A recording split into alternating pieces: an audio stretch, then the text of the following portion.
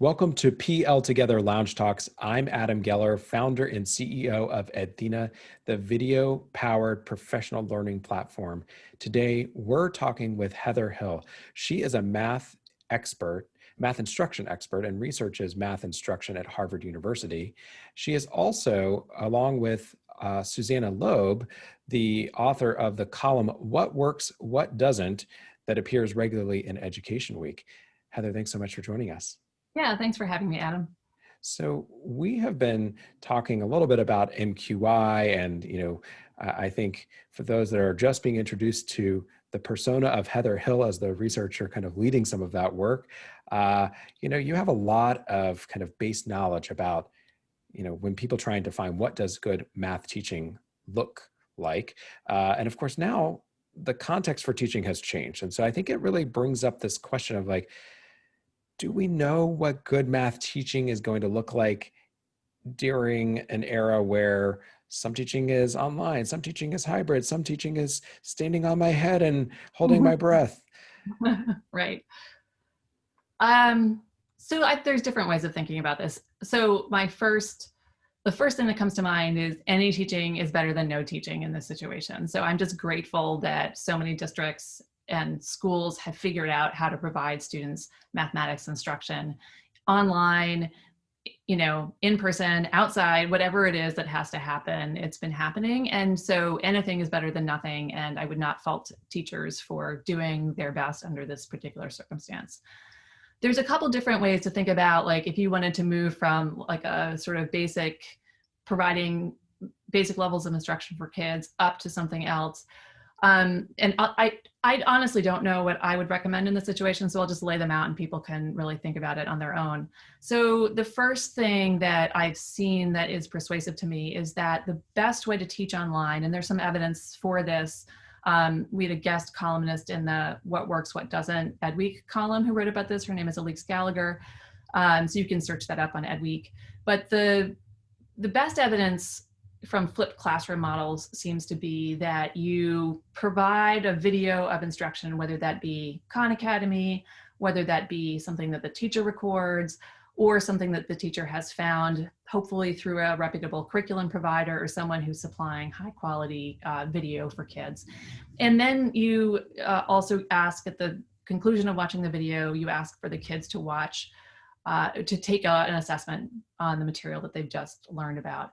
And what the teacher would then do is review that material. And the next time the teacher has an in-person experience with the kids or an online synchronous experience with the kids, they would then use the assessment data to figure out what needs to be highlighted in class, like what are kids not getting, and also then what would be a good extension activity. So, for the time that you have working synchronously with kids in whatever format, you're kicking it up a notch beyond the material that's online. So that's one model. And I think it's not I think people should think about whether that's the right model. I'm not 100% sure. The other model is to try to translate best mathematics teaching practices online so that you are doing the same kinds of challenging tasks. You're trying to engage kids in the same kinds of cooperative thinking and really doing mathematical reasoning, in engaging in mathematical practices while you are remote, or you're in a sort of situation where some days you're seeing kids in person and some days you're not. My husband happens to be a math teacher, and I have 3 kids who've been home. So throughout the pandemic, so I get to hear a decent amount of both math teaching and also math learning going on in our house. And I can tell you that I have heard things that make me think it is possible to do some of the more inquiry-based math instruction while you're online. So, I hear things like the teacher gives kids a chance to work on a cognitively challenging problem, gives them some time alone, sends them to breakout rooms, and then has kids come back and start to talk about the different ways groups solve the particular problem, and leads a discussion in that way, or just leads a discussion generally in a sort of math talk kind of setting where the teacher is, going rapidly through some mathematics with kids. So it's not impossible to do. There's, I think my husband would tell you that he needed to find some technological fixes for this. One of the things that really bugs him as a math teacher teaching remotely is that he can't see students' work, which to him is the basis for how he then builds instruction during a discussion period. And he's experimented with various like apps and virtual whiteboards and things like that to give him some of the feedback that he needs. I think every teacher will have something in their teaching routine that needs a little tweaking if they're going to go after the inquiry-based math instruction in this sort of synchronous online setting. That was really helpful for bringing to life some of the ways that you might adapt in a synchronous setting. I'm curious, and it's okay if you don't have any incoming thinking about this, but maybe walk us through, for someone who's doing asynchronous teaching, maybe it's not in the flipped classroom style because maybe you're working with, elementary level learners who aren't going to watch a bunch of videos. They're going to watch a few, maybe. But, walk us through some of the work that elementary teacher might be able to do, maybe grounded in what we know, how you would want to create the right conditions or learning experience environments. How would they kind of start to crosswalk what we already know from the in-classroom setting and maybe connect some dots into that kind of, I'm trying to construct this asynchronous offline task for my, fourth grader to be able to do? So that's a great question. I think that the research that I've seen has suggested that a couple different things.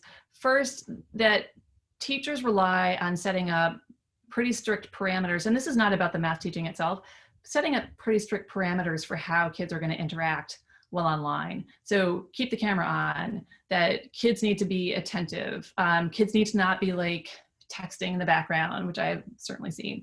And that keeps kids engaged enough that then they're able to dig into the math. So it's this combination of sort of structures, a little bit of accountability, not in the sort of sense that people think about accountability, but kid accountability for turning in the work or doing the work with others, which is something that we know from, for instance, cooperative grouping research. When kids feel a responsibility to their group to contribute and get the right answer, they're going to be much more likely to sort of engage in the work. So, translating some of those findings into the online setting is also going to be really important. The teacher has to surveil this. I mean, like got to go around to the breakout rooms and find out what's going on. It's not easy to be a teacher in this setting. It requires a lot more, it requires more strategies and more effort to get the same amount of information that you would get in the classroom simply by walking around or sort of by giving a kid a look or whatnot. So, yeah. In some ways, I hear you reminding us that teachers need to, more than ever, not forget not to oversimplify here, the basics of teaching, which means you can't rely on persona for classroom management. You need routines and structures and expectations and guidelines, and that foundation is, more important potentially in this world where students are offered much more independence than they may otherwise find in an in-classroom setting. Right. It's really interesting. I'm just thinking again, before we talked about the issue of precision in teaching and making sure that you don't confirm wrong answers, but also that the examples that you choose as a teacher are strong and clear. But I'm curious, what might need to be on the lookout for when it comes to facilitating student talk and student discussions in a variety of environments that are looking different right now? Yeah, that's also an issue, an area that, teachers, it's again, a situation where teachers have to be a little bit more effortful in making sure that they get the result as compared to what they would have to do in a regular classroom. So for instance, I did a tiny bit of teaching in the spring, not of math, but an online kind of small group instruction. And it took a lot to kind of make sure that all kids were equally participating. So it required extra management on my part beyond what I thought would happen or imagine would happen in a Zoom setting with a set of kids. Um, so, there's just stuff I think that teachers need to sort of be constantly thinking about and reworking in their practice, and also just be reflective about, okay, this didn't work, or I'm developing this problem.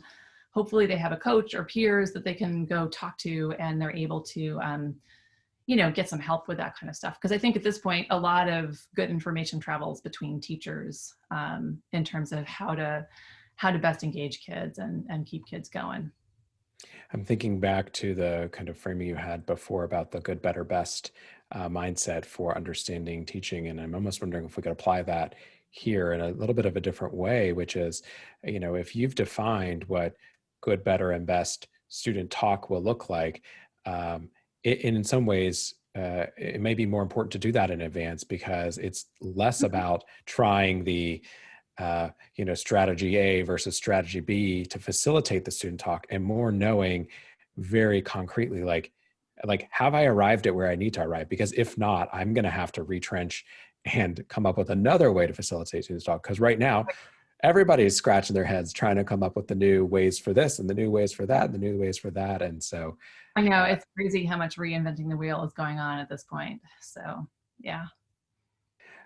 One of the things I liked that someone else said to me in these interviews was the fact that, everybody's back on an equal playing field again. So the idea of the more senior teacher and the less senior teacher in terms of experience, like, it's really just about that kind of constant collaboration and professional learning at this point, because, you all made it up 2 weeks ago. So you all need to be figuring out if it's working right now. No, I saw my teacher friends, one of them said something like, and we're all first year teachers again. Like, it's just really true. Like, it's completely learning every aspect of teaching. And, there's some stuff that transfers over, but learning every aspect of teaching again. Well, Heather, thank you so much. We're going to take a quick break. If you're listening to this conversation out there, or maybe in your podcast stream, or maybe somebody emailed it to you and you want to hear more, head to pltogether.org. We'll be back to continue our conversation with Heather. Thanks so much for joining us. Thanks, Adam.